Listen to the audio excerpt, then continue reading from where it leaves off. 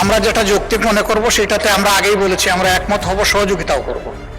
মাননীয় সদস্য, I humbly request you to take your seat, please. যেটা আমাদের যুক্তিতে ধরবে না এটার আমরা বিরোধিতা করব, এটা আমাদের দায়িত্ব এবং অধিকার।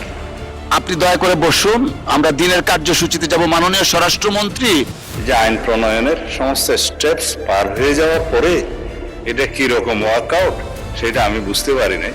মাননীয় স্বরাষ্ট্রমন্ত্রী, আপনি বসুন দয়া করে। সংসদ থেকে ওয়াক আউট করা এটা কি কোনো অপরাধের পর্যায়ে পড়বে?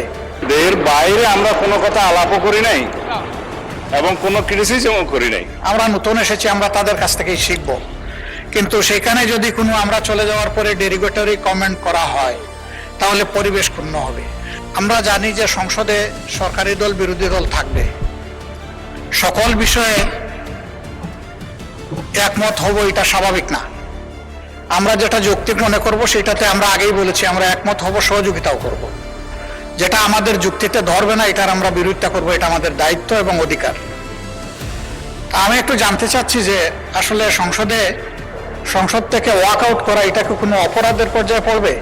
মাননীয় বিরোধী দল নেতা, আমরা সকলেই তো জানি এটা ডেমোক্রেটিক রাইটস অ্যান্ড প্র্যাকটিস। আচ্ছা, তা আমাদের রাইটস আছে, সেই রাইটসের বলে আমরা যা উপযুক্ত মনে করেছি, আমরা আগের আলোচনায় আমরা সেই রকম ওয়াক আউট করেছি। কিন্তু দুঃখের বিষয় যে সিনিয়র যারা এখানে মাননীয় সদস্য আছেন তারা আগেও পার্লামেন্টে ছিলেন এবং এখনো এসেছেন, তারা ভাগ্যবান। আমরা নতুন এসেছি, আমরা তাদের কাছ থেকেই শিখব, কিন্তু সেখানে যদি কোনো আমরা চলে যাওয়ার পরে ডেরিগেটরি কমেন্ট করা হয় তাহলে পরিবেশ ক্ষুণ্ণ হবে। যদি বলা হয় যে অবশ্যই তারা এইভাবে ওই সময় চলে আসবে, তাহলে আমার জানার বিষয় আমরা কি সরকারি দলকে জিজ্ঞেস করে ওয়াকআউট করব এবং আবার ফিরে আসবো কিনা।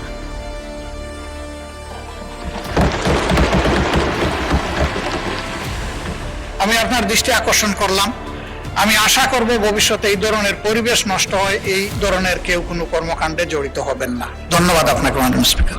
মাননীয় সদস্য, I humbly request you to take your seat, please. আপনি দয়া করে বসুন, আমরা দিনের কার্যসূচিতে যাব। মাননীয় স্বরাষ্ট্রমন্ত্রী, আমরা কিন্তু দিনের কার্যসূচিতে আছি না। যেহেতু বিরোধী দলের নেতা দাঁড়িয়েছিলেন সেই জন্য ওনাকে ফ্লোর দেওয়া হয়েছে। এখানে যদি সংসদ নেতা দাঁড়াতেন ওনাকে ফ্লোর দিতাম। আপনি অনুগ্রহ করে বসুন। Let us start our business, please take your seat. মাননীয় স্বরাষ্ট্রমন্ত্রী, আপনি বসুন দয়া করে। আমাদের বিলগুলো পাস করতে হবে, আমাদের এই জন্য তো অনেক কার্যক্রম হাতে আছে। আপনার কথাটা রেকর্ডে রাখার ব্যবস্থা করব, আগে একটু বিজনেসটা স্টার্ট করি। মাননীয় সদস্য, আমি অ্যাড্রেস করছি হোম মিনিস্টারকে, please let us discipline ourselves. We are honorable member of this house. Yes, মাননীয় স্বরাষ্ট্রমন্ত্রী বলেন। মাননীয় স্পিকার, আপনাকে ধন্যবাদ।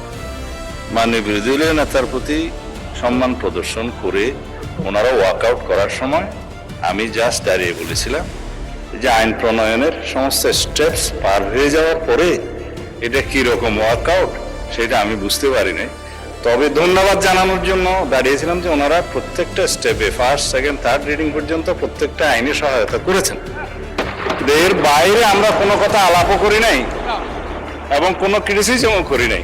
এখন বাইরের আলাপ যদি আপনি হয়তো ভিতরে আনতে পারেন সেটা অন্য কথা, রেকর্ডে কিছু নাই। ঠিক আছে, ধন্যবাদ মাননীয় স্বরাষ্ট্রমন্ত্রী।